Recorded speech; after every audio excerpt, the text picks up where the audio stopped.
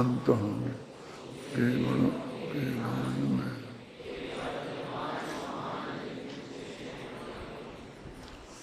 समय सार परमागम का बंधाधिकार, गाथा नंबर 266 67।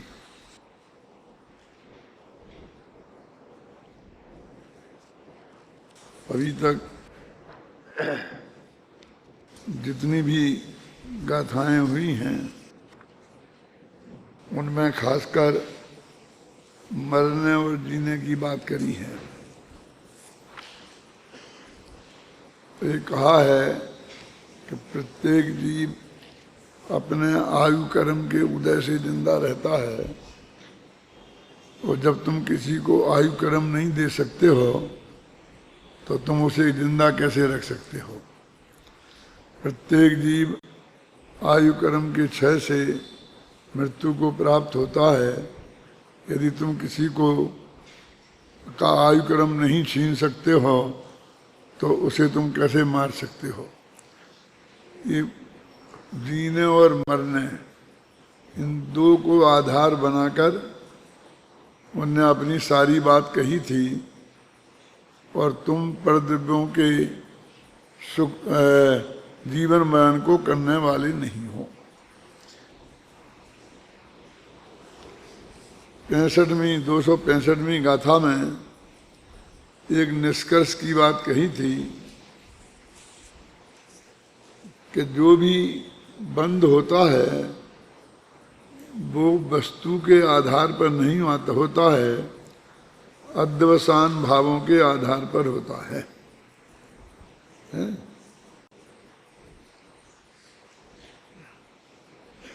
लिखा है बत्थुम पदुच्च जम्पुण अध्यवसानम तुहोदि जीवाणम नय बत्थुतो दुबंधो अध्यवसानेन बंधोति।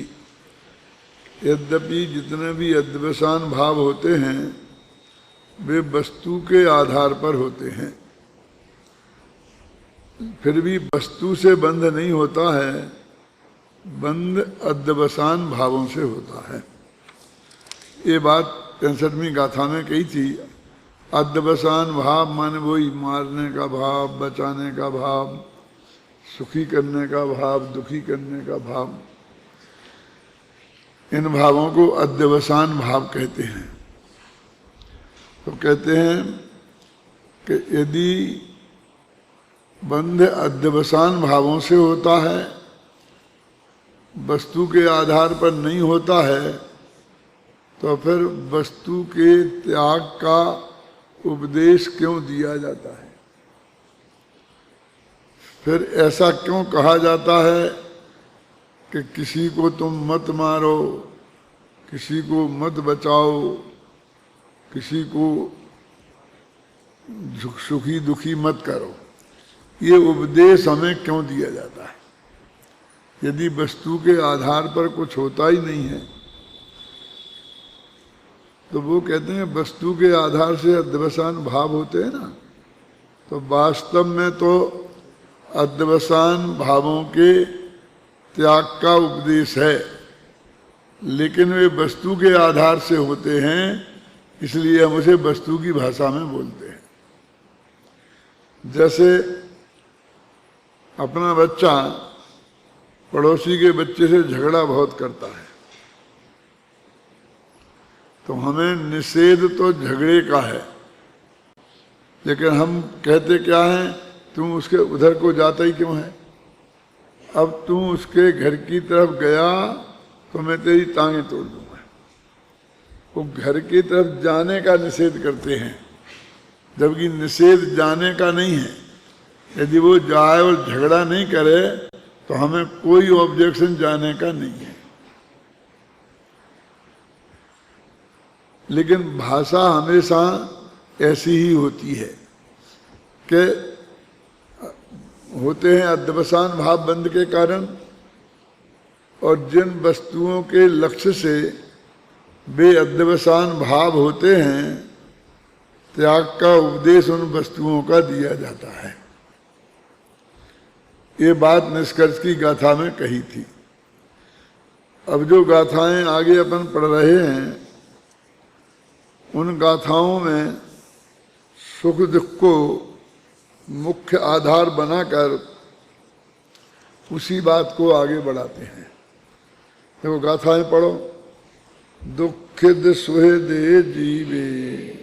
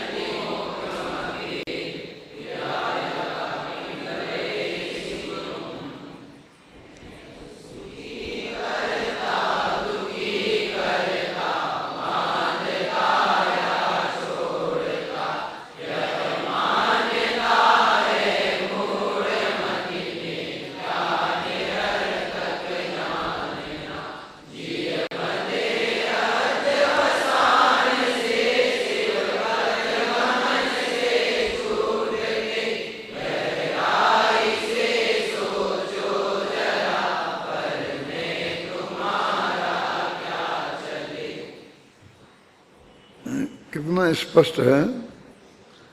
मैं दूसरे को सुखी दुखी करता हूँ या बांधता हूँ या मुक्त करता हूँ। हे मूढ़मती, ये तेरी मान्यता मिथ्या है, निरर्थक है, ये तू जान। माने तेरे किसी को बांधने और सुखी दुखी करने छोड़ने से तेरा रंच मात्र भी उसमें अधिकार नहीं है। तेरे करने से किसी का कुछ भी नहीं होता। और वो कहते हैं क्योंकि जीव अध्यवसान भावों से बंधते हैं और वे जीव अध्यवसान भावों के अभाव से माने शिव पथ गमन से छूटते मुक्ति के मार्ग में जाएं, माने वे अध्यवसान भाव नहीं करें, वीतराग भाव रखें तो वे मुक्ति को प्राप्त होते हैं। जब ये नक्की है तो तेरा उसमें क्या चल सकता है। ऐसा मत लगाना कि अपने अध्यवसान भावों की बात हो रही है। ये बात हो रही सामने वाले की कि जिसका तू भला बुरा करने का सोचता है, जिसको तू सुखी दुखी करने का सोचता है, वो तेरे सोचने से बोलने से सुखी दुखी करने के विकल्प से उनमें रंच मात्र भी अंतर नहीं आता। तो उनमें फिर परिणमन होता कैसे है? उनमें, अपने की बात नहीं है अभी। कहते उनमें उनको जो अध्यवसान भाव हैं उनसे वो बनते हैं और वे यदि मुक्ति मार्ग में चलें, माने वीतराग भाव में आवें तो वे छूटते हैं। वे कहते जब ये बात नक्की है कि तेरे सोचने करने से बोलने से कुछ नहीं होता, सब कुछ उसके आधार पर भी ही नक्की है, तो फिर ये क्यों नहीं सोचता है गहराई से कि तेरा उन पर पदार्थों में क्या चलता है। तो जब एक दफे ये निर्णय हो जाए कि मेरे सोचने से कुछ करने से पर में रंच मात्र भी कुछ नहीं होता, तो फिर हम ये व्यर्थ के विकल्प करके अपना समय खराब क्यों करें और हम स्वयं बंधन में क्यों पड़े। देखो इसमें एक मर्म की बात तो ये है कि हमने जो दूसरों को भला बुरा करने का भाव किया, सुखी दुखी करने का भाव किया, तो हमारे इन भावों से उसमें कुछ भी अंतर पड़ने वाला नहीं है। तो ये निरर्थक हो गए ना। निरर्थक माने जिनका कोई प्रयोजन सिद्ध नहीं हुआ। इस वे जो हम चाहते हैं उसमें तो वे पूरी तरह निरर्थक हैं। लेकिन आप कहें कि भाई ठीक है, हमारे सोचने से करने से कुछ नहीं हुआ तो ना सही। हम सोचने से क्यों जाएं?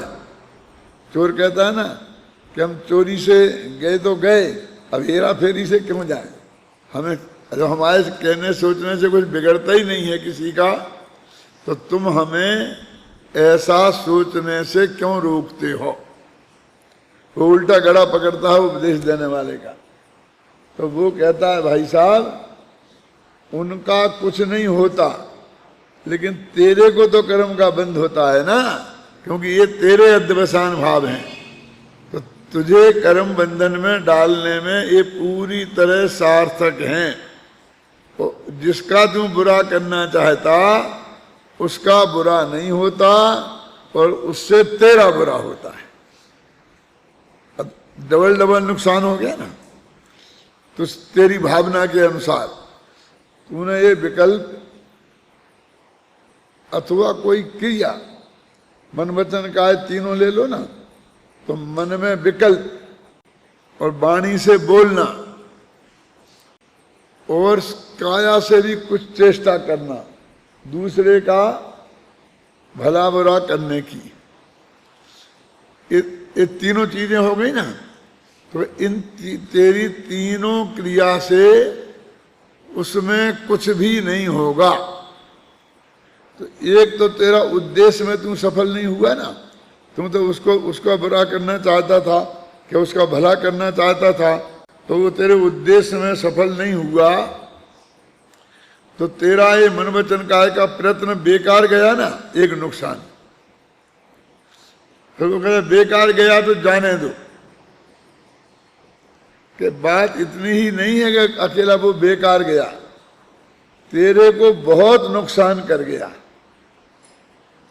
क्या नुकसान कर गया? कि तेरे को कर्म बंध हुआ, क्योंकि वे तेरे अध्यवसान भाव हैं। देखो इस सरल उदाहरण से मैं आपको समझाने की कोशिश करता हूं कि अपना बेटा यहां से बंबई गया और आपने 5 लाख रुपए की उसे पूंजी दी कि वो वहां धंधा पानी करेगा और कमा के लाएगा। अब मान लो कि वो 10 साल बाद 15 वर्ष की उम्र में गया था और आपके 5 लाख रुपया वापस लेके घर आ गया। बर्बाद करके कुछ नहीं आया, ये कहना चाहता हूं मैं। जितने आपने दिए थे वो सब पूरे के पूरे लेके वापस आ गया, तो अपना कोई नुकसान नहीं हुआ। कहां एक पैसा नहीं कमाया उसने। जितने ले गया था और उतने लेके वापस आ गया और थोड़ी कमाई करी। कि क्या कमाई करी? कि 10 साल का खर्चा निकाला। बम्बई का खर्चा कोई आसान है? रहने को मकान चाहिए, उसमें कितना खर्चा है, कि खाने पीना सब, रहना पहनना ओढ़ना। इतनी कमाई की उसने क्या कि 10 साल तक का अपना पूरा खर्चा निकाला और समझ लो कि वो 10 साल तक का खर्चा 20 लाख रुपए है। तो 20 लाख कमाए ना, ये बात तो सही है, 20 लाख कमाए। अब वो दिखते कि नहीं दिखते हैं कि बेकार तो नहीं गया। अब मैं दूसरे दृष्टिकोण से कहता हूं कि उस बच्चे के जिंदगी के 10 साल बेकार गए ना। 5 साल से 25 साल, 15 साल से 25 साल की उम्र में वो यहां यदि नहीं कुछ करता और पढ़ता ही, तो कहां से कहां पहुंच जाता है बोला। फिर जिंदगी के 10 साल और बेबी क्रीम टाइम जिंदगी का, जो सबसे ज्यादा उसको सीखने का टाइम था, जो भी कुछ कर गुजरने का टाइम था, है ना। ये सारी जिंदगी अपनी गन्ने जैसी है ना, कि नीचे का हिस्सा गांठों भरा होता है और ऊपर का हिस्सा बिल्कुल नीरस होता है। बीच का ही हिस्सा होता है ना थोड़ा। ऐसा बचपन तो गांठों भरा है और बुढ़ापा अंत में नीरस है। तो ये जो हमारी जिंदगी के जवानी के जो समय है, जो तुम लोगों का अभी समय चल रहा है, ये सबसे ज्यादा क्रीम टाइम है ना जिंदगी का, महत्वपूर्ण टाइम है। और वो मुफ्त में निकल गया, एक छोटी मोटी हानि है।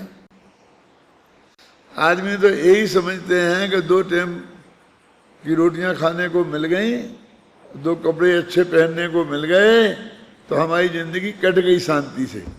तो ये मनुष्य स्वभाव इतना बेकार है कि जैसे काटना है, भूखों नहीं मरे क्यों, ये कैसा दरिद्रों जैसा सोचना नहीं है। अजित भाई बोलो, ये मनुष्य स्वभाव जिसका एक एक क्षण, श्रीमद ने लिखा है कि चक्रवर्ती की संपत्ति है ना पूरी, अनंत चक्रवर्तियों की संपत्ति से भी इस मनुष्य भाव का एक क्षण ज्यादा महत्वपूर्ण है। तो ऐसा एक क्षण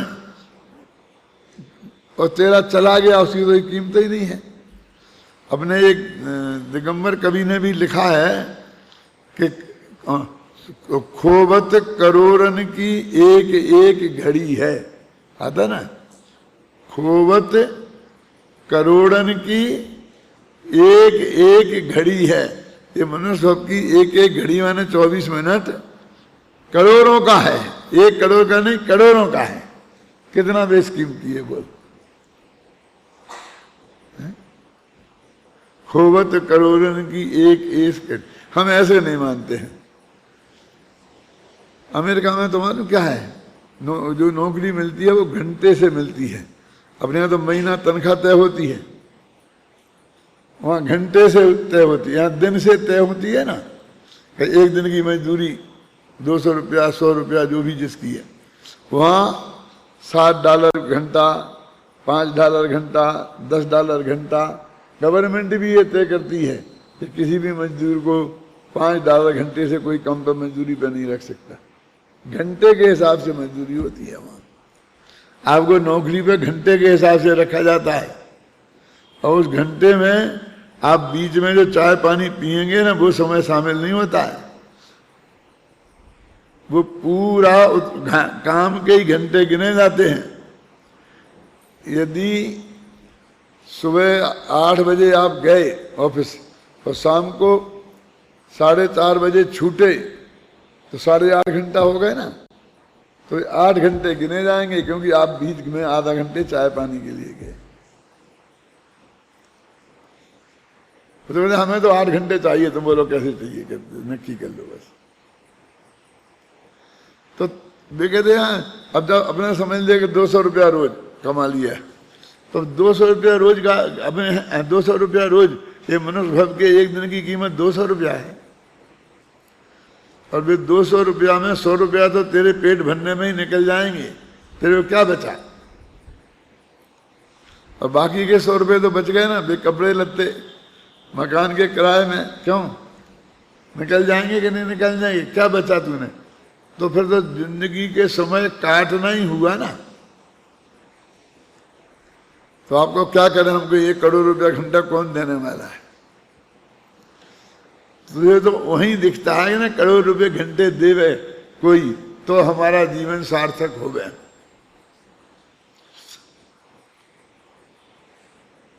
इसमें लिखा है ना, गहराई से सोचो जरा, पर मैं तुम्हारा क्या चले। मैं भी ये कह रहा हूं, गहराई से सोचो। हम किसी अपनी अपेक्षा बात करते हैं ना, तुम भी जिस लेन में आए, हम भी तो उसी लेन में आए थे ना। मैंने जैन धर्म के अध्ययन करने की गहराई से इसी लाइन में आए कि नहीं, एक ही लाइन में। तो बाकी के जो लोग और किसी भी लाइन में गए, तो 60 वर्ष की जिंदगी, उसके लिए 30 वर्ष तो पढ़ने में लगा देते हैं कि सर 60 वर्ष की जिंदगी में 2 रोटियां मिलती ना क्या। अब 60 वर्ष की क्यों कर रहे हैं, अब तो हम तो 80-90 वर्ष तक जिएंगे। गवर्नमेंट 60 वर्ष में रिटायर कर देती है ना। तो तुमको आगे तुम्हारे जीवन को वो जीवन में लायक मानती ही नहीं है। तुम काम के रहे हो आदमी, ऐसा मानती ही नहीं है। क्यों, वो तो ये मानती है कि अब तुम देश पर समाज पर बोझा हो। देश और समाज पर नहीं, घर पर भी। अमेरिका की सबसे बड़ी समस्या ये है आज की कि वहां पर आयु की एवरेज दर बढ़ती जा रही है। क्या मतलब, क्या समझ में आया ना? पहले आदमी एवरेज 40 वर्ष में मर जाते थे या 50 वर्ष में मरने लगे, अब वहां वो 65-70 तक पहुंच गई। माने एवरेज आदमी मरते हैं वो 70 वर्ष तक जीते हैं। तो वो कहते हैं कि जो आदमी वो 100 वर्ष तक जी रहे हैं और भी 65 वर्ष की उम्र में वहां रिटायर हो जाता, अपने 60 में ही हो जाते, तो उसको 35 वर्ष का बोझा देश को उसका झेलना पड़ा। उसने काम कुछ नहीं किया और उसका सारा खर्चा, खासकर दवाइयों का, जो वहां बहुत महंगी है, और बुढ़ापे में बीमारियों का घर, खाना तो कम हो जाता है और दवाइयाँ खाना ज़्यादा हो जाता है। तो वो कहता है कि ये सारे देश पर पड़ता है। वहाँ एक पद्धति है कि हरेक को वहाँ बीमा कटाना पड़ता है। जब नौकरी आप करो तो नौकरी का बहुत बड़ा हिस्सा आपको, मान लो $6000 मिलते हैं, तो $2000 तो आपकी पढ़ाई और बीमारी के बीमा में चले जाते हैं। कितना हिस्सा आप समझ लो, 1/3 होगा। यानी इतना तुम हर महीने दो, तुम्हारे बच्चे स्कूल में पढ़ें चाहे नहीं पढ़ें। वो भी 10वीं 11वीं क्लास तक, उसके बाद तो हाई एजुकेशन का खर्चा तो आपको ही करना पड़ेगा पूरा। गवर्नमेंट उसमें एक पैसा खर्च नहीं करेगी, सिर्फ उसका और आपका मेडिकल, अभी बीमार हो तो अभी, और बाद में बुढ़ापे में भी, इस सब का इतना आपको देना पड़ता है। तो दिया तो उसने 65 वर्ष की उम्र तक, तनख्वाह में से कट जाता है, और फिर उसको 35 साल तक उसका सारा खर्चा गवर्नमेंट को वहन करना पड़ा। वो इतना बड़ा बजट है कि उस बजट से वो गवर्नमेंट फेल होने को फिर रही है। और अपने देश में ये कहा जाता है गवर्नमेंट से कि तुम भी वृद्धावस्था पेंशन शुरू करो, तुम भी हरेक की इलाज की जिम्मेवारी लो। और सबसे बड़ा खतरा क्या है कि अपन को पैसा देना पड़े तो डॉक्टर भी 6 दफे सोचता है, और अपन भी सोचते हैं इलाज कराएं कि नहीं कराएं। वहाँ तो गवर्नमेंट को बीमा देना है, तो डॉक्टर भी दिल खोल कर इलाज करता है और खूब लंबे लंबे बिल बनाता है और सीधे गवर्नमेंट से वसूल करता है। और तुम भी जरा जुकाम हुआ तो। और एक छोटी सी बात और बता दूं, ये जानने जैसी बातें हैं छाड़ा जी। वे अमेरिका वाले वीजा क्यों नहीं देते हैं आपको किसी को? एक दफे तुम किसी तरह वहां बस गए तो उसकी गवर्नमेंट पर कितना बड़ा बोझा पड़ता है। अब जो अपने बच्चे वहां चले गए तो अपन को जाने से रोक नहीं सकते। अब अपन अपने बच्चों के पास गए और वहीं रह गए तो फिर गवर्नमेंट को अपना सारा इंतजाम करना पड़ता है, बीमारी का, इलाज का। ऐसे 2 मुखियों के नाम मैं बता सकता हूं, यही अहमदाबाद के हैं आपके, कि वो पति पत्नी 70-80 वर्ष के बीच के होंगे। अब वे वहां पहुंच गए, उनने एक पैसा गवर्नमेंट को कमा के नहीं दिया। अभी 65 वर्ष की उम्र के पहले तो गए ही नहीं, अब उसके बाद पहुंच गए। अब उनके इलाज के लिए सारी व्यवस्था गवर्नमेंट की है। और क्या है मालूम कि अब वो अपंग हो गए। अपंग हो गए माने ऐसे बीमार हो गए कि वे कुछ काम नहीं कर सकते हैं, अपना खाना अपने हाथ से बना नहीं सकते हैं, सब्जी नहीं ला सकते हैं, कहीं जा नहीं सकते। तो गवर्नमेंट की तरफ से उनके घर पर रोजीना नर्स रहती है 24 घंटा, और रोटी बनाने वाली। अब रोटी बनाने वाली उनकी तो रोटी बनाए तो बनाए, और उनके जो बच्चे नौकरी कर रहे हैं उनकी भी बनाए। बोलो कितना बड़ा खर्चा गवर्नमेंट अपने माथे पर लेती है। वो आपको रोक रही तो वैसे ही नहीं रोक रही, कि तुम यहां जाके घुस गए किसी तरीके से, वहां के नागरिक बन गए, अब यहां बांग्लादेश के लोग आ रहे, तो कितना हो हल्ला हो रहा है। लेकिन उन्हें आप क्या करते हैं, गवर्नमेंट उनके लिए क्या करती है?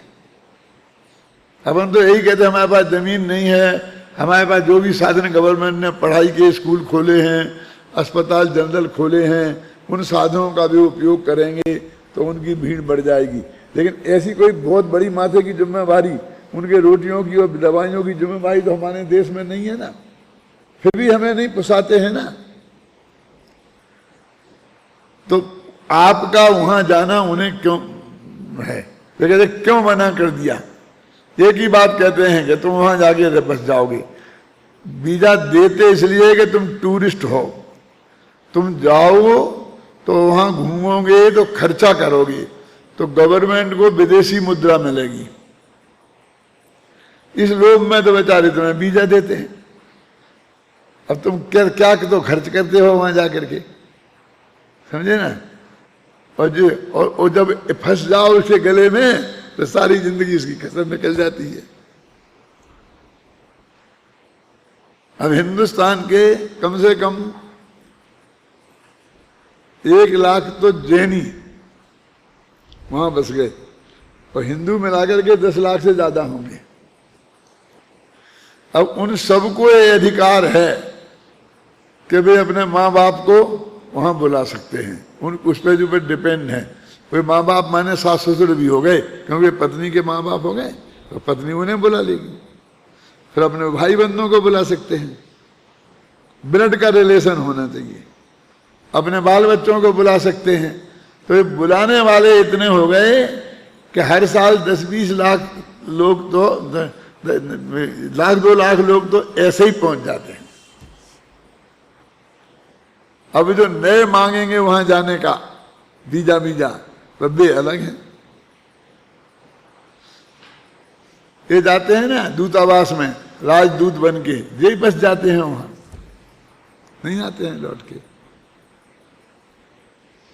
तो वो अकेले हिंदुस्तान के नहीं, पाकिस्तान के, बांग्लादेश के, सारी पूरी एशिया के लोग, अफ्रीका के लोग, गरीब मुस्लिम कंट्रीज के लोग, अब कितने लोग वहां पर जाते हैं, वे कैसे रोकें? उनकी समस्या आप नहीं समझ सकते हैं। और जब आप लोग कैसे नालायक लोग हैं, कुछ समझते नहीं है, बिना मतलब के मना कर दिया, ऐसा था अपन उनसे बात करते हैं ना, उनकी समस्या ये है। अभी इस देश को गवर्नमेंट हमारी क्या करती है हमें पता नहीं चलता। हम तो समझते हैं कि हमारा जो गैस का चूल्हा आता है कि 300 रुपया का आता है तो बहुत महंगा है।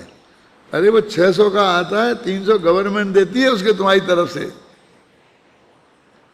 जिस दिन वो गवर्नमेंट देना बंद कर देगी, वो तुम्हें 700 का पड़ेगा, तब तुम रोटी कच्ची खाना शुरू कर दोगे क्या?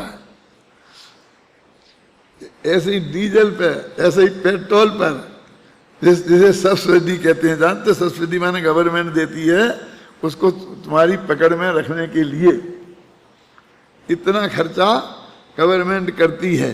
तो उससे ही गवर्नमेंट परेशान है। अब वो कहती है हम सब्सिडी बंद करेंगे।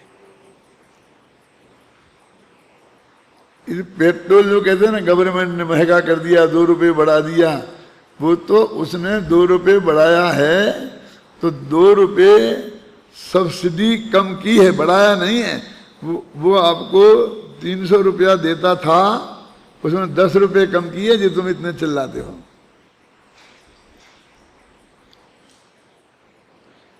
वो वे कंपनियां हैं, वे क्या कहती हैं कि हम नहीं बढ़ाएंगे, गवर्नमेंट दे दे हमें बस। क्या तेल कंपनी का है, अब वो कंपनी कहती है हम इसे 65 रुपया लीटर बेचेंगे, क्योंकि हमें 5 रुपये का घाटा जा रहा है, तो तुम 7 रुपये गवर्नमेंट दे देवे, तो हम नहीं बढ़ाएंगे। और नहीं तो हम बढ़ाएंगे, क्योंकि हमारे घाटे में कंपनी कब तक चल सकती है? मेरे कहने का अर्थ है कि बोझा माथे पे लेते जाना तो बहुत आसान है, शांति। फिर उसे निभाना हमारी सारी शक्ति उसी में खर्च हो जाती कि इसके लिए हम साधन कहाँ से जुटाएं। अभी तो छोटी सी संस्था है ना, अब इसमें भी अपन देखते हैं ना कि एक खर्चा माथे मार लो, एक अच्छा माथे मार लो, एक आधे खर्चा माथे मार लो, मरते जाओ, फिर उसके लिए लाओगे कहाँ से? आज मान लो कदाचित तुम्हारे पास है और कल नहीं है तो क्या करोगे? जो आते हैं, बहुत सी सिफारिशें आती हैं हमारे पास कि ये कॉलेज, मेडिकल कॉलेज में पढ़ते हैं लड़के और वो सब शुद्ध खाना खाना चाहते हैं, अच्छा ना पानी पीना चाहते हैं, इसलिए आप उन्हें यहाँ पर भोजन की और रहने की अपनी सुविधा दे दो। बहुत बड़े बड़े लोगों की सिफारिशें आती हैं, मैं नाम नहीं लेना चाहता हूँ। जब ये मालूम है कि अपने पास कोई साधन नहीं है, फिर भी आंख मीच के, और मैं बहुत कड़काई से हर कीमत पे उसे रोके हूं आज तक, सबका बुरा बन के। नहीं तो यदि 4 आदमी को ऐसी परमिशन दे देना तो 4 विद्यार्थी पे समय कम हो गए, न रहने की जगह में हो गए तो हम 4 विद्यार्थी की पढ़ाई कम हो जाएगी। खाने पीने की व्यवस्था, नौकर भाग गए, यहाँ से लाओ यहाँ से लाओ, उनकी व्यवस्था कितनी कठिन हो गई है, बढ़ा रहे, समझे ना? तो वो कितना कठिन काम है। मुझे मरने के बाद ये चिंता सताती है कि कोई माई का लाल में इतनी कड़काई से ये पालन नहीं करेंगे, और ये साधन जितने भी जुटाए हैं ये ऐसे बर्बाद हो जाएंगे, और जो जैन धर्म की पढ़ाई के लिए कुछ नहीं बचेगा इसमें।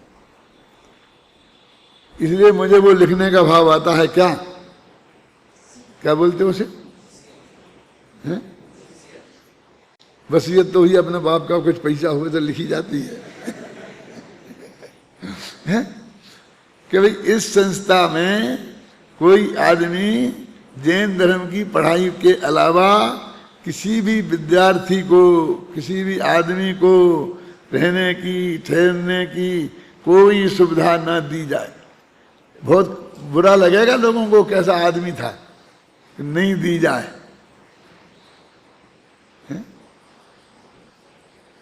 इसके एक एक पैसे का उपयोग जैन धर्म के विद्वान पर तैयार करने में, प्रचार करने में लगे, कि और कामों में ना लग जाए। क्या इसकी पुताई करा दो भाई, बहुत अच्छी, इतना बढ़िया तो है। नहीं दादा अच्छा नहीं लगता, अब की बार नीला करा दो। कितना खर्च? बस 4 लाख। क्या कह रहा है? ये 4 लाख में मेरे 8 विद्यार्थी पढ़ेंगे। 10 विद्यार्थियों का मैं ऐसे ही कर दूं? नहीं चलेगा। चलेगा ऐसा, थोड़ा बुरा लगता है तो लगने दे। ये कौन करेगा छाबड़ा जी, मुझे ये बताओ। साधन तो सीमित है, जोड़ने का तो किसी को विकल्प नहीं है, और ऐसी इज्जत नहीं कमाई कि उन्हें कोई बिना मेहनत करे लाके दे जाएगा संस्था को।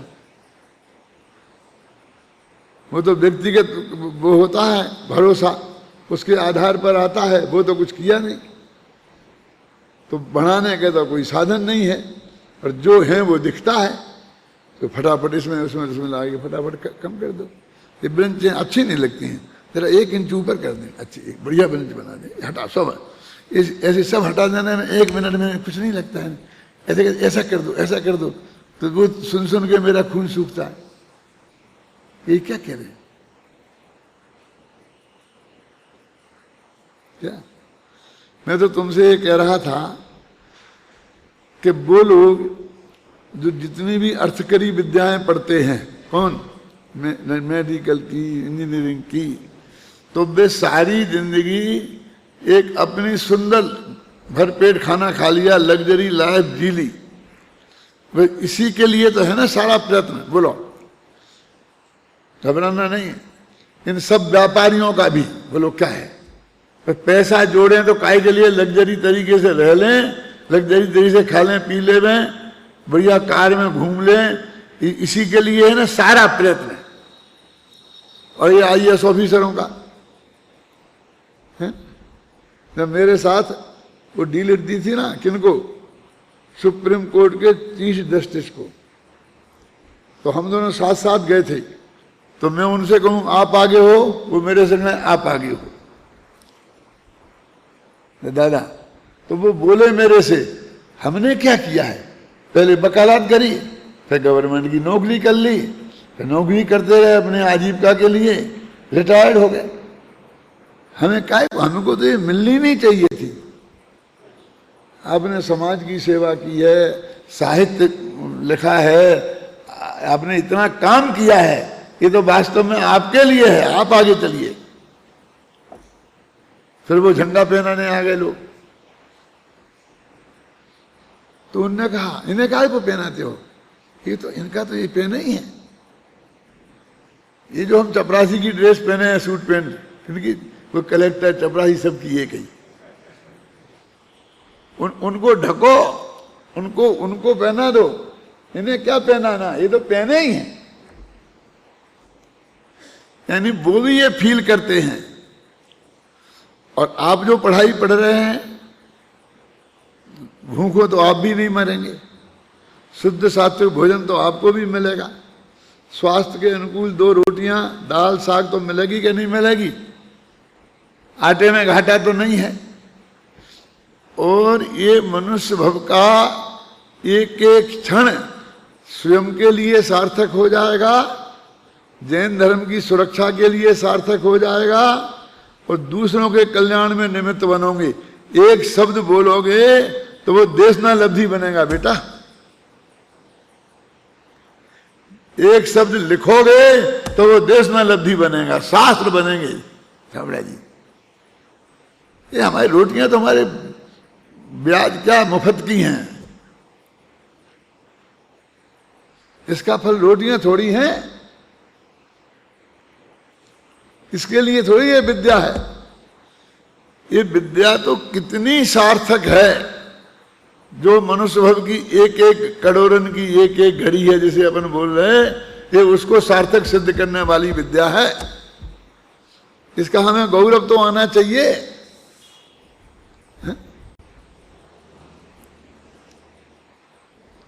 क्यों?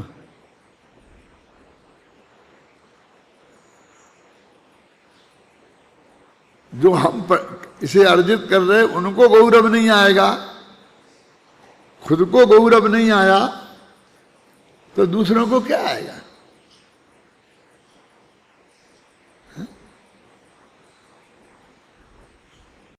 हम अपने माँ बाप का सम्मान हम नहीं करेंगे तो दुनिया कैसे करेगी?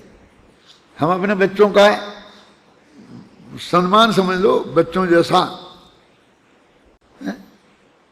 उसको ढंग से नहीं बोलेंगे, ढंग से उससे बात नहीं करेंगे सम्मान के साथ, तो दुनिया कौन करेगी?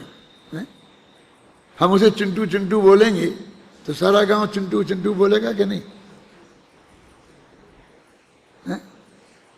बोलो।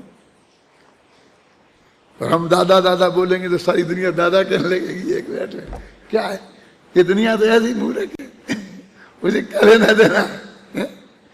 किसी के लिए हम कोई अच्छे शब्द का इस्तेमाल करेंगे तो सारा जगत उसे अपना लेता है, बुरे शब्द का इस्तेमाल करेंगे तो बुरे को अपना लेता है, अब तो आपका अनुकरण करता है? मेरे कहने का मतलब ये है कि महान पुण्य के योग से, जिसकी हम आपको कल्पना भी नहीं थी, ऐसे योग से सहज हमको मिल गया है। कल्पना तो करो, इस देश में कितने लोग हैं? 1.25 अरब, 1 अरब 25 करोड़, इतने लोग हो गए ना। अब उसमें तुम्हारी उम्र के युवक भी कितने होंगे? 40 करोड़ तो होंगे, 1/3 तो होंगे। तो 40 करोड़ में 225 लोगों को ये अवसर मिला है। क्योंकि 100-200 कॉलेज तो है नहीं कि वे सब चाहते तो सब भर्ती हो जाते। हम बहुत छाती ठोक के कहेंगे हम तो नहीं, 40 की जगह हम 50 भर्ती करेंगे, 30 की जगह 500 तो नहीं कर सकते ना। उन्हें तो हमारे खड़े रहने की जगह नहीं है, क्या करें? तो कितने रेयर केस हैं, कितने कम चांस है, मेरे कहने का मतलब, इस विद्या को अर्जित करने के लिए। और हर सब विद्याओं को, जितनी विद्याएं हमने अपनी आंखों से देखी हैं कि पहले डॉक्टरों की बहुत मांग थी, इतने मेडिकल कॉलेज खुले, प्राइवेट खुल गए और 10-10 लाख रुपया दे दे के भर्ती होने लग गए, और बस 8-10 साल में ये दुर्दशा हो जाती है कि किसी डॉक्टर को नौकरी नहीं मिलती। तो सब इंजीनियरिंग में भागे, तो वहां हुई, तो 5-10 साल में उनकी हालत ये हो गई कि कोई उन्हें सब्जी मंडी बेचने को, रखने को तैयार नहीं है। फिर वो कहने नहीं, कंप्यूटर इंजीनियर की वो लेन खुली, तो 2-4-5 साल चलती है, 2-5 साल में सब साफ हो जाती है। इतने खुल जाते हैं, इतने हो जाते हैं कि बस वो इतने, अब वो MBA है ना, अब 10-10 हजार में चाहते हैं MBA खड़े कर लो, चाहे जितने चार्टर्ड अकाउंटेंट खरीद लो, क्यों 10-15 हजार रुपया दो और चार्टर्ड अकाउंटेंट अभी 3 बैठा लो, 4 बैठा लो अपने ऑफिस में, MBA बैठा लो, छाबड़ा जी सब है क्या नहीं है, कितने जल्दी। और 10-5 साल बाद देखना क्या हालत है, क्या है उन विद्याओं में, उनमें आत्मा के कल्याण के लिए रंच मात्र भी कुछ है गुंजाइश। हमारे लिए कुछ नहीं होगा तो कम से कम आत्मा का कल्याण का रास्ता तो हमें प्राप्त हुआ है? ये हम समय सार की गाथाएं आपने की टीका पढ़ रहे हैं, मुझे तो तुम लोगों को पढ़ते देखता हूँ, सुनता हूँ, तो मुझे बहुत आनंद आता है। वो बच्ची बोल रही थी अभी, कौन बच्ची थी है? इसमें ये समय है, ये है, लोक में सब सुंदर हैं, सुंदर पसंद है, सुंदर शंभु समयो सबत्त सुंदरो लोये हैं, बंद कथा ये तेन विषम वादनी होई। कि जो बच्चे बच्चे के कंठ में समय सार बस गया। ये बड़े बड़े पंडितों, कैलाश चंद पंडित ने जैन संदेश की संपादकी में लिखा था कि जब कांजी स्वामी नहीं थे तो हम 50-60 साल के पंडित हो गए थे और हमने समय सार का नाम नहीं सुना था।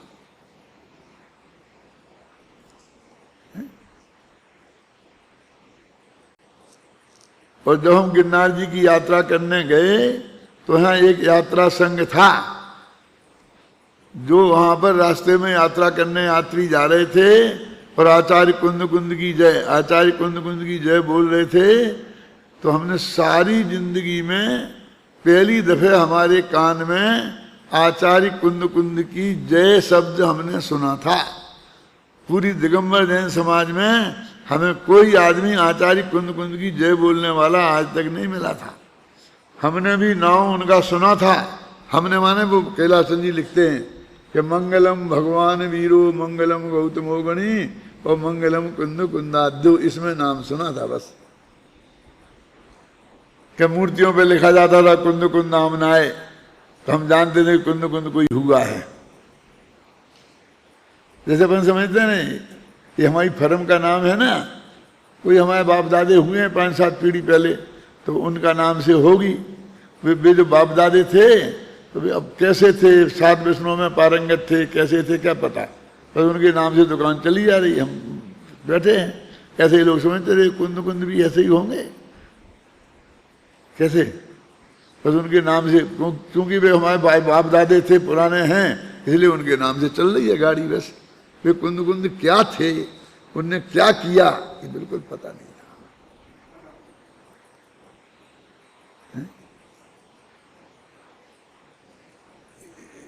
इसके लिए मैंने आपका इतना समय, चाहे अच्छा किया समझ लो, चाहे खराब किया समझ लो, जो भी तुम्हें समझना हो, कि ये तुम्हारी विद्या वो करोड़ों, एक करोड़ों की एक घड़ी को सार्थक करने वाली है। इसमें क्या तनख्वाह मिलेगी और क्या तनख्वाह नहीं मिलेगी उसकी कोई कीमत नहीं है। लेकिन जो आदमी निरंतर शास्त्रों का अभ्यास करता है, उसको ऐसा साथी से पुण्य बंधता है कि उसको कोई आटे में घाटा कभी नहीं पड़ता है। और ज़्यादा पैसे हो जाएंगे इसकी कल्पना नहीं करना, क्योंकि वो तो परिग्रह है ना, पाप है। ऐसे धर्मात्मा जीवों के पास पाप क्यों जुड़ेगा, है ना। यदि कोई ले जाता है अपना दादा, तो पाप ले गया, क्या ले गया वो अपने बाप का। परिग्रह तो पाप था ना, क्यों, क्यों छाबड़ा जी, क्या ले गया बता, मुझे बताओ, सोचो। मैं पाप ही तो ले गया? नहीं, मैं तो खुद देने वाला। तू भी देने वाला था तो क्या देने वाला था? पाप ही तो देने वाला था। यदि वो परिग्रह पाप है, तुम्हारी सचमुच तुम्हारी बुद्धि में ये बात आ गई है, तो क्या गया और क्या आया? अब रोटियों की आवश्यकता तो मुनिराज को भी पड़ती है, और वो भी जाते हैं ले आते हैं, इसलिए खाना खा लेते हैं। वो तो एक अलग बात हो गई, उसमें कोई ऐसी बड़ी बात नहीं है कि भाई वो ये। लेकिन मैं आपसे बोलता हूं कि जिससे हम कीमत समझते हैं वो कुछ नहीं है।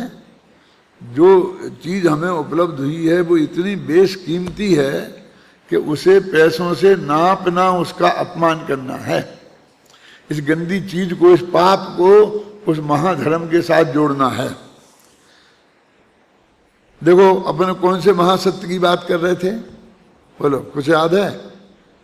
कि हमने दूसरे का भला बुरा करने का सोचा, बोला और हाथ पैर भी मारे, माने करने की कोशिश की, भला भी और बुरा भी।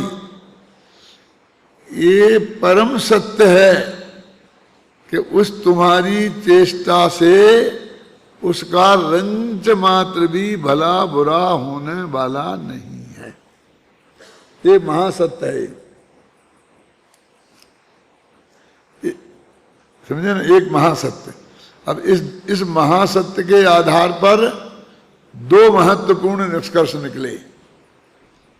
सत्य तो ये है, और निष्कर्ष क्या है कि तेरा प्रयत्न बेकार गया, यानी वो निरर्थक गया, क्योंकि उससे तू जहां जो करना चाहता था वो हुआ नहीं बिल्कुल भी। यदि किसी का हुआ भी, ध्यान से सुनना, कभी 1000 में एक का ऐसा हो जाता है कि हम आपका भला करने की सोचें, बोलें और कुछ कोशिश करें और आपका हो जाए। समझना है? 1000 में एक, तो भी वो तेरे सोचने, बोलने और करने के कारण नहीं हुआ। समझ में आई? क्या समझ में आया बोलो?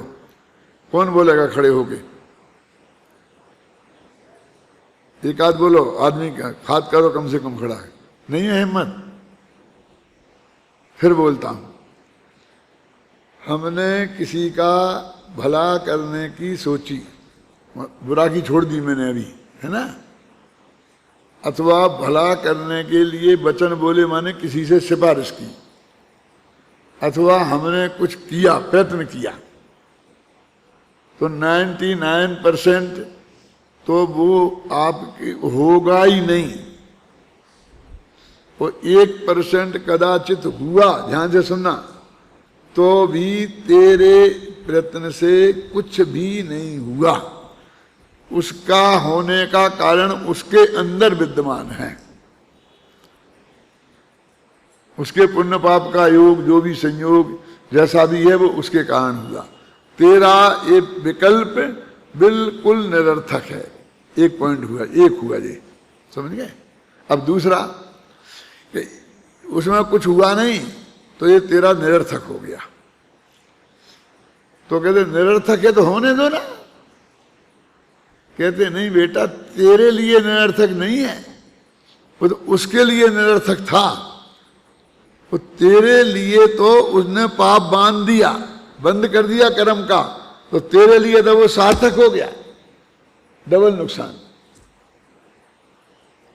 क्या कि हम जिसका भला करना चाहते थे, बुरा करना चाहते थे, उसका तो हुआ नहीं, पर हमारा हो गया।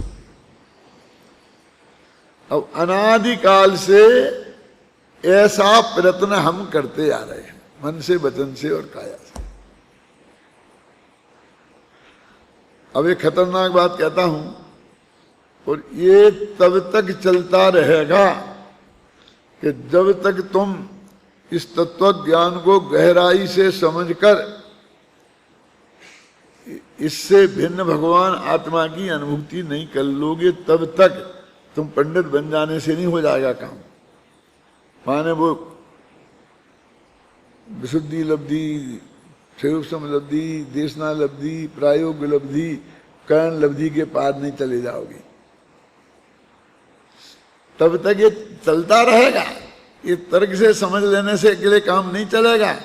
हजारों को तुम समझाते रहोगे और बराबर अंदर में वही धारा चलती रहेगी कि मैंने इतनों को बना दिया, इतनों को ये कर दिया, उतनों को ये कर दिया, मैंने इसका इतना उपकार किया, उसने मेरे को ऐसा कर दिया, मैंने उसे मिट्टी में मिला दिया, नेस्त नाबूद कर दिया। ऐसा बराबर विकल्प जाल चलता है। कर दिया नहीं, अब मैं करूँगा, बाकी को करूँगा, अभी मैं कर रहा हूँ, अब देखना तो मेरा मजा। अभी तक तुमने मेरा अच्छा रूप देखा है, अब मेरा बुरा रूप भी देखना कि इससे भी बुरा रूप है तेरा कोई।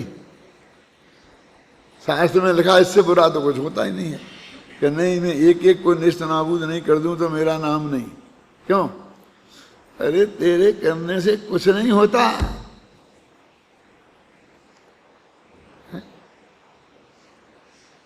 देखो अपना भाग्य से अपना देश का प्रधानमंत्री बहुत ईमानदार व्यक्ति है, ऐसा हम सब लोगों को समझ है, हम समझते हैं ऐसा सही समझ है। और अब उन पर खूब आरोप लगा रहे।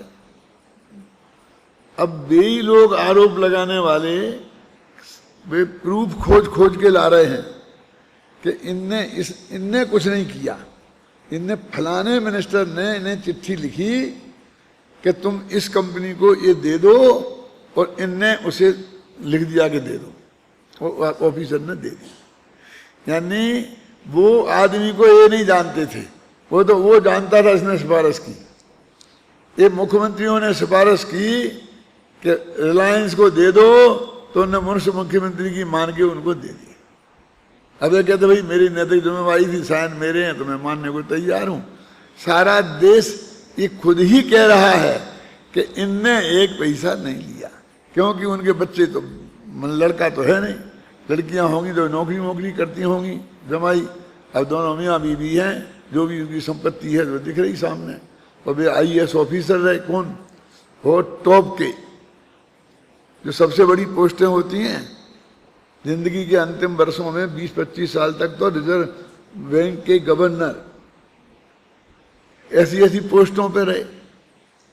तो आटे में घाटा के लायक तो है ही नहीं, उतने पैसा की व्यवस्था होगी, और ऐसा कुछ दिखता नहीं है।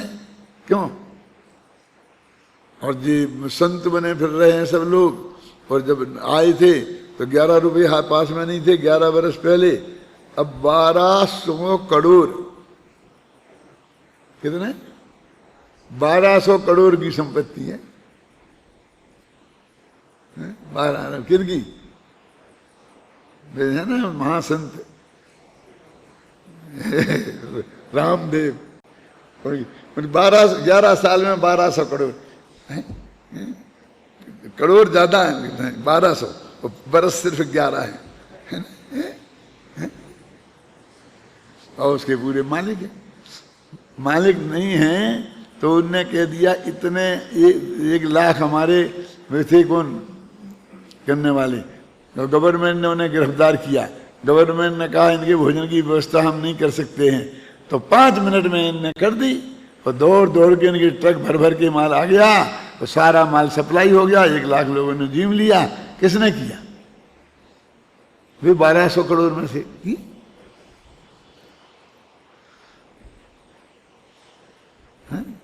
अब कह रहे गवर्नमेंट ये कर रही वो कर रही, जरा समझना मेरी बात।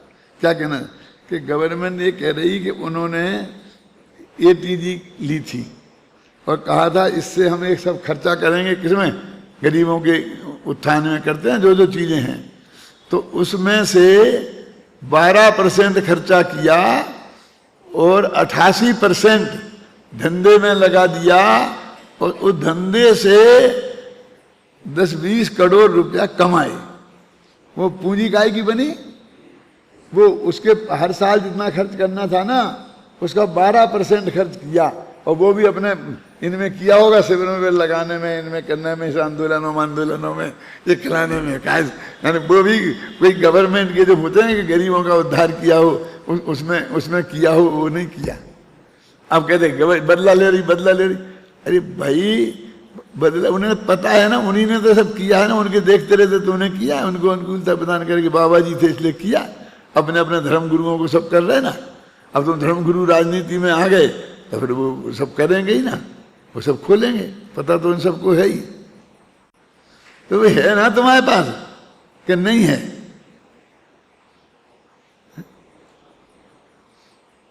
अब वो आदमी उस मनमोहन सिंह को चोर बता रहे, ऐसा बता रहे, ये बता रहे, ये बता रहे, ये महाचोर उसे चोर बता रहे। अब जनता के साथ शाम जाएगी तो जैसे मेरी समझ में आ रही सबकी समझ में आएगी, छिपेगी थोड़ी। हाँ, गवर्नमेंट ने तो बदले की कार्रवाई करी, लेकिन वो जो आंकड़े आ रहे वे तो सत्य हैं कि नहीं है? उनका इंटरव्यू हुआ बाबा जी का कि बाबा जी आपकी अपनी संपत्ति कितनी होगी? तो नहीं कितनी, 10 करोड़, 12 करोड़, 20 करोड़। 10 करोड़ नहीं, 10 करोड़ नहीं, 10,000 करोड़। क्या बोलते हैं?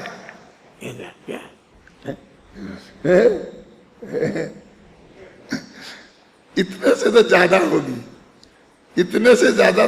खुद के मुंह से मैंने सुना आज ही टीवी पे, मैं समाचार ही सुनता हूं ज्यादा 99% कि 10,000 करोड़ से ज्यादा होगी। ये बाबा जी खुद मुस्कुरा मुस्कुरा के कह रहे हैं। निकली 1200। क्या है वो भरतरी जैसा किस्सा नहीं है। देखो समय हो गया, मुझे मालूम है, भरतरी जैसा किस्सा नहीं है। तो भरतरी के गए थे ना वो अपने कौन से आचार्य थे, ज्ञानानंद लिखने वाले, कि भैया ये तुमने मैंने सोना के बनाया है, वही बना लो, नंगे क्यों फिरते हो? अरे तुमने सोना बनाने के लिए राज छोड़ा है, तू तो राजा था, तेरे खजाने में कौन सी कमी थी सोने की जो साधु बन के सोना बनाया है? सोना तो छोड़ के आया था मूर्ख।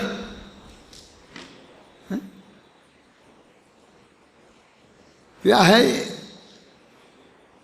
मैं ये बताना चाहता हूं तुम लोगों को कि तुम लोग एक एक आदमी कितने महान हो, इसकी कल्पना भी तुम्हें नहीं है। तुम अपने को तुच्छ समझ रहे। ये तुम्हारा गौरव तुम्हारे अंदर जमना चाहिए, समझे ना?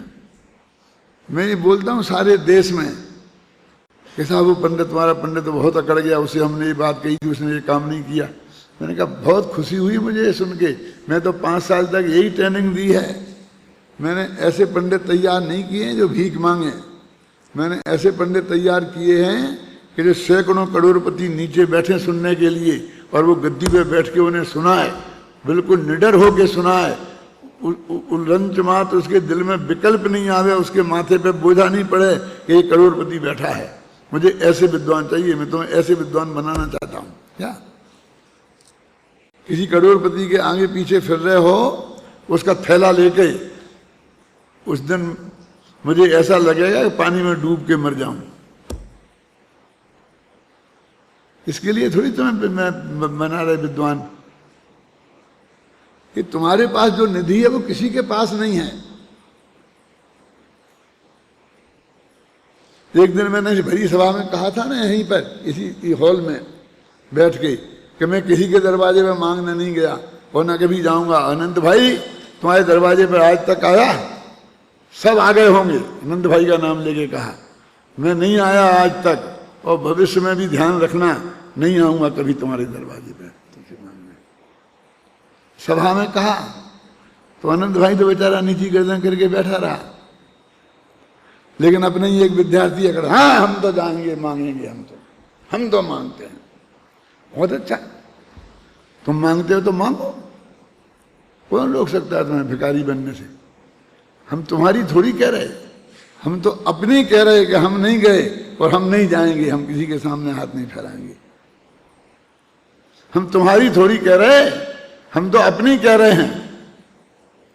हमें दुख जरूर है कि समय सार की गाथा सुनाने के बदले में तुमने ये भीख मांगने का धंधा शुरू किया है।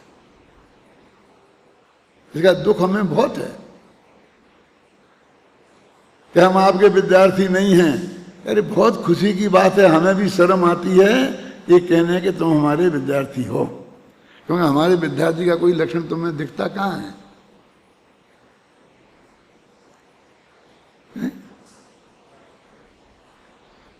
तो समझो तुमको कैसे विद्वान बनना है, हमने कैसे विद्वान बनाने की तुम्हें कल्पना की है, समझे ना? ये सुविधाओं की कोई बात नहीं है। काय की सुविधा? 2 रोटियां खाना है, व्यवस्था हो गई, खा ली और आराम से शांति से अपन त्रिकालीद्रुव भगवान आत्मा की बात सीख रहे, सुन रहे, समझ रहे। अपनी वाणी में वो ताकत आ रही कि हम दूसरों को समझा सकते हैं, समझ सकते हैं, पढ़कर समझ सकते हैं। इससे बढ़िया जीवन कोई दुनिया में किसी का भी नहीं हो सकता है, समझे ना? कि कोई सागर हो, चाहे जितनी लाखों की भीड़ जुड़ती हो, चाहे जो कुछ होता हो, कोई कीमत नहीं है उसकी। ये महान काम है जो हम लोगों के, हमें महाभाग्य से, हमें पूज्य गुरुदेव श्री के प्रताप से प्राप्त हुआ है। उसके गौरव को हमें समझना चाहिए।